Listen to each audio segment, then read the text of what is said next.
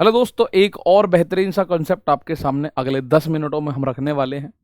तो ये दूरी और ऊंचाई, हाइट एंड डिस्टेंस ट्रिग्नोमेट्री का एक पार्ट होता है। जरा इस पे थोड़ा सा ध्यान देते हैं। आइए, यहाँ टाइम बिल्कुल वेस्ट नहीं करना अपने को। सबसे पहली बात आती है, सर उन्नयन कोण क्या होता है। उन्नयन कोण है जब कोई आदमी नीचे खड़ा होकर ऊपर की तरफ देख रहा है तो उसका क्षैतिज के साथ बना हुआ कोण होता है एंगल ऑफ एलिवेशन, यानी कि उन्नयन कोण। जैसे अगर मैं ऐसे करके देखूं तो मेरी आंख के सामने, ठीक है, जमीन के पैरेलल में एक रेखा होगी जो कि नहीं है, वास्तव में इमेजिनरी लाइन है। उस रेखा का मेरी आंख के साथ जो कोण बनेगा वो होता है एंगल ऑफ एलिवेशन। एक होता है एंगल ऑफ डिप्रेशन यानी अवनमन कोण। तो उन्नयन कोण होता है एलिवेशन, जब आदमी नीचे से ऊपर की तरफ देखेगा, और आदमी अगर पहले ही ऊपर खड़ा है ऊपर से नीचे देखेगा तो ये वाला कोण होता है एंगल ऑफ डिप्रेशन, और ये इसके बराबर होता है। ठीक है, ये इसके बराबर होगा। तो मैं एक फोटो आपको दिखा रहा हूं, इसमें दोनों कोण बन रहे हैं। ये वाला आदमी ऊपर देख रहा है तो मेरे दोस्त यहां बन रहा है उन्नयन कोण, ये है उन्नयन कोण, ठीक है। और ये आदमी नीचे देख रहा है तो ये है अवनमन कोण, यानी कि ये दोनों वैसे आपस में बराबर है, वैसे ही आपस में दोनों के दोनों बराबर है। अवनमन कोण इधर नहीं बनेगा, कभी आप इधर बनाने बैठो, अवनमन कोण बनेगा इधर, ठीक है। तो ये उन्नयन और अवनमन दोनों वैसे बराबर होते हैं, और हमें बस एक टेबल याद रखनी है, इससे हमारे 99% क्वेश्चन सॉल्व हो जाते हैं। देखिए, जब 30 डिग्री का कोण दे रखा है तो आपको एक समकोण त्रिभुज बनाना है। 30 डिग्री माना ये कोण 30 डिग्री का दे दिया, तो आपको परपेंडिकुलर एक, ये √3 और ये 2 लेना है। जर्नली tan 30 डिग्री लेते हैं हम, tan 30 डिग्री मान होता है 1/√3, और tan थीटा होता है लाल बटे कका के हिसाब से। अगर आप लाल बटे कका की बात करोगे ना तो उसमें tan होता है लंब बटे आधार। ये लंब ये आधार, यानी ये लंब है ये आधार है, ये पाइथागोरस से 2 आया। तो tan 30 जब 30 होगा, लंब 1 आधार √3 कर्ण 2। अगर 45 डिग्री होता है तो 45 डिग्री tan 45 1 होता है, 1/1, यानी ये भी 1 ये भी 1, ये √2। तो लंब आधार 1 1 और कर्ण √2। और अगर 60 डिग्री होगा तो tan 60 डिग्री का मान होता है √3, यानी √3/1 ले सकते हो। तो कर्ण 2 ही होगा, लंब √3 होगा, आधार 1 होगा। और इस पे हमारे क्वेश्चन कौन कौन से पूछता है जरा एक बार देखिएगा। जैसे एक क्वेश्चन पूछा 2025 एनटीपीसी में, जमीन पर एक बिंदु से पहाड़ी की चोटी का उन्नयन कोण, ये जमीन है, इस बिंदु से माना ये कोई पहाड़ है, इसकी चोटी का उन्नयन कोण 60 डिग्री। 60 होते ही समझ जाओ ये हिस्सा √3, ये 1 ये 2। 60 होते ही समझ जाओ लंब √3 आधार 1 और कर्ण 2, लंब √3 आधार 1 कर्ण 2।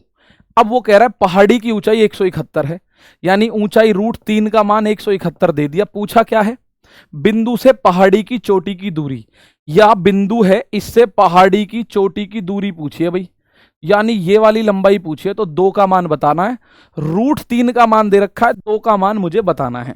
दोस्त, √3 का मान दे रखा है 171, ठीक है। तो 1 का मान हो जाएगा 171 अपॉन में √3। ऊपर नीचे √3 की गुणा करोगे तो नीचे पूरा 3 बनेगा, √3 × 3 पूरा 3, 3 से 3 पंजे 15, 3 सत्ते 21, ये बनेगा 57 √3, ठीक है। और ये वाली दूरी निकालनी है मुझे, तो 2 का मान होगा 2 × 57 √3, तो 57 दूनी 114 √3। बस आंसर आ गया 114 √3। करना क्या है, 60 डिग्री दिखा तुरंत नजर मार दो उस पर, 60 डिग्री पे ये √3 ये 1 ये 2 दूरी, इनका मान इसने दे रखा होगा। जैसे ये देखो, एक पतंग है, जमीन से 353.55 मीटर की ऊंचाई पर उड़ रही है, क्षैतिज से 45 डिग्री का कोण बनाती है। ये कोण बनाती है भैया, क्षैतिज से 45 डिग्री के कोण पर पतंग है यहां, ठीक है। 45 डिग्री 1 1 और ये √3। 90 डिग्री के सामने वाला कर्ण होता है तो ये √2 होगा, 1 1 √2। 45 डिग्री बनते ही बन जाएगा 1 1 √2। अब उसने कहा है जमीन से 353 मीटर की ऊंचाई पर उड़ रही है, यानी ये इसकी ऊंचाई है, तो इस एक का मान है 353, इस एक का मान क्या है, एक का मान है 353.55, ठीक है। अब बताना है डोरी की लंबाई क्या है, तो प्यारे भाई डोरी की लंबाई है ये है डोरी की लंबाई, यानी √2। तो √2 गुना एक का मान इतना है तो 353 0.5 रूट 2 होगा। तो रूट 2 का मान क्या होता है 353.5, रूट 2 का मान 1.4, यानी लगभग लगभग 1.5 गुना, लगभग लगभग 1.5 गुना। तो ये 1.5 गुना तो नहीं होगा भाई, 300 का 1.5 गुना होता है लगभग लगभग कितना, तो 375 की बात कर रहे हैं, तो 170 के आसपास इसमें और जुड़ेगा। तो हम देखेंगे ना, ये हो सकता है ये तो कम है, ये भी कम है, तो लगभग लगभग 1.5 गुना 500 पे पहुंच रहा होगा, जाके देख लेना भाई। रूट 2 का मान अच्छे से पता होना चाहिए, 1.414 होता है, तो लगभग 1.5 गुना। जैसे 5 में 1.5 की गुणा करोगे 7.5, या 10 में 1.5 की गुणा करोगे 15, ऐसे ही 353 में 1.5 की गुणा करोगे लगभग लगभग 500 बनेगा। तो इसमें ये 2-3 ऑप्शन गुणा भाग में आ ही नहीं रहे, कहीं भी दूर दूर तक टिक ही नहीं रहे, मतलब। एक और क्वेश्चन देखिएगा, ये कह रहा दीवार के सहारे टिकी एक सीढ़ी क्षैतिज ग्राउंड के साथ थीटा का कोण बनाती है। ये कोई सीढ़ी है, ये दीवार है, इस दीवार के साथ थीटा का कोण बना दिए। वो कह रहा है टेन थीटा है 15/8, टेन थीटा 15/8। लाल बटे कका के हिसाब से आप जानते हैं, लाल बटे कका के हिसाब से टेन थीटा की वैल्यू लंब बटे आधार, लंब 15 आधार 8, तो ये 17 होगा निश्चित, क्योंकि 15, 8 और 17 ट्रिपलेट होती है। ठीक है, अब आपसे पूछना है, बताना क्या है उसने, यदि दीवार से सीढ़ी की ऊंचाई 30 सेंटीमीटर है, यानी इस दीवार से इस सीढ़ी की ऊंचाई यहां 30 है, इस 15 का मान 30 है, तो 1 का मान तो 2 हो गया। तो आप बताओ दीवार से सीढ़ी के पाद की दूरी यानी बॉटम, दीवार से सीढ़ी के पाद यानी बॉटम की दूरी 8 है, तो 8 का मान 16 हो जाएगा, बात खत्म। जब 15 का मान 30 है डबल, तो 8 का मान 16 होगा, वो भी डबल होगा। 8 का मान मेरे दोस्त 16 होगा, वो भी डबल होगा। एक क्वेश्चन देखो, सूर्य का उन्नयन कोण 30 डिग्री से 45 डिग्री हो जाता है एक स्तंभ। देखो माना यहां सूर्य है, मान लिया हमने, ठीक है, यहां स्तंभ है, तो उसकी परछाई पहले यहां कोण बना रही थी कितना 30 डिग्री। और ध्यान रखना जैसे जैसे कोण बढ़ेगा ना, तो दूरी स्तंभ की तरफ जाएगी ज्यादा। ठीक है, दूरी स्तंभ की तरफ, दूरी बढ़ेगी जैसे मतलब घटेगी, तो कोण बढ़ेगा। तो ये कह रहा है कोण जो है 30 से 45 हो गया, यानी यहां आ गया 45 डिग्री पे। ठीक है, 45 डिग्री पे आ गया, यहां आ गया 45 डिग्री पे। अब एक बात देखो, 45 का मान होता है 1 रूट 2, और 30 का मान होता है 1 रूट 3 और 2। ठीक है, अब आप एक बात देखो, दोनों के हिसाब से ये लंबाई 1 है, तो बिल्कुल सही बात बन रही है। एक स्तंभ की छाया की लंबाई 80 मीटर कम हो गई।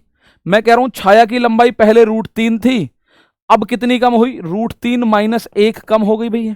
ये हिस्सा अगर 1 है, तो ये हिस्सा कितना है रूट 3 माइनस 1, क्योंकि दोनों जोड़ने पे रूट 3 बनना चाहिए।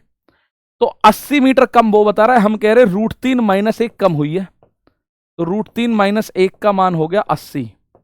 ठीक है, पूछ क्या रहा है, स्तंभ की ऊंचाई 1 का मान पूछ रहा है, 1 का मान होगा 80 अपॉन रूट 3 माइनस 1। मेरे दोस्त रूट 3 प्लस 1 से ऊपर नीचे गुणा कर दो, हर का परिमेयकरण इसको बोलते हैं। तो ऊपर बनेगा 80 ब्रैकेट में रूट 3 प्लस 1, और नीचे बनेगा A square minus B square, root 3 का स्क्वायर 3, 1 का स्क्वायर 1, 3 में से 1 गया 2, 2 से 80 को काटोगे 40, और ब्रैकेट में बनेगा कितना रूट 3 प्लस 1। तो इसका मतलब है जो स्तंभ है उसकी ऊंचाई कितनी बनेगी, आप बोलोगे सर स्तंभ की ऊंचाई बनेगी रूट 3 प्लस 1 इंटू 40 मीटर, ये बनेगी मेरे प्यारे दोस्त स्तंभ की ऊंचाई। ठीक है भाई, यहां से हमें पता चला 45 लगाया 1 रूट 2, तो ये हिस्सा 1 आया। जब इसमें 10 30 लगाए तो 1 रूट 3 2, तो ये हिस्सा यहां भी 1 आया। अगर बाई चांस से अलग आए होते तो हम इनको सेटिस्फाई करा देते, जैसे भी कराते। ठीक है, चलो थोड़ा सा आगे देखते हैं प्रीवियस ईयर्स। एक खेल के मैदान में 15 मीटर और 30 मीटर ऊंचे 2 खंभे बिल्कुल सीध में खड़े हुए हैं। एक 15 मीटर है, ये 15 मीटर है माना, और एक 30 मीटर है, ये 30 मीटर है, बिल्कुल सीध में है। उनके पाद बिंदुओं के बीच की दूरी माना ये 36 इसने दे रखी है, तो भाई यहां भी 36 ही होगी। ठीक है, अब कह रहा है उनके शीर्षों के बीच की दूरी ज्ञात करो, मतलब हमें जो दूरी ज्ञात करनी है वो ये वाली ज्ञात करनी है भाई। ठीक है, उन्हें हमें बिल्कुल जो दूरी ज्ञात करनी है वो मेरे दोस्त ये वाली ज्ञात करनी है।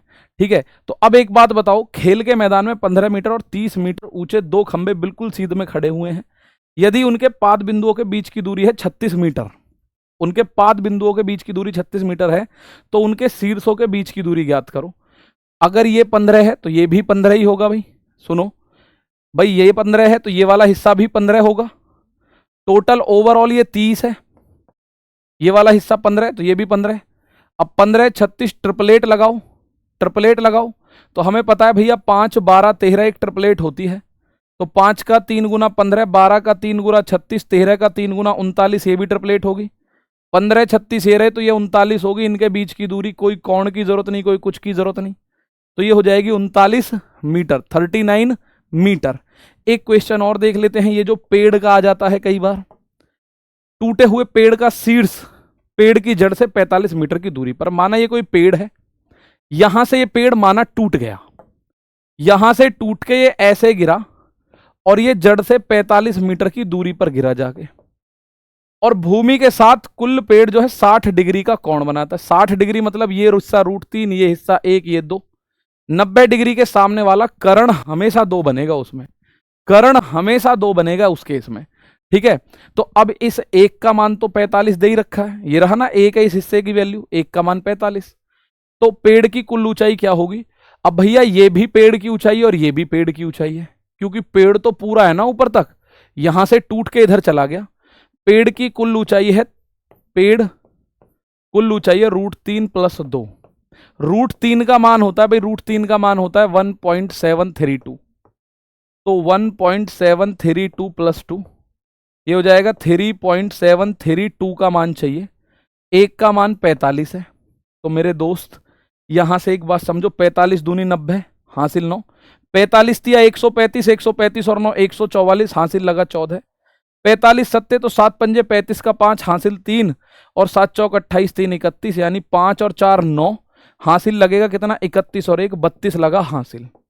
45 दिया 135 और 32, 5 और 2 7, 13 और 3 16, 3 अंकों के बाद दशमलव तो 167.940, तो 167.9 कह दो या 167.8 कह दो, इसी से आपका आंसर आ जाएगा, ठीक है, इसी से आपका आंसर आ जाएगा, ठीक है। बात आ रही है समझ? तो ये कुछ क्वेश्चंस थे।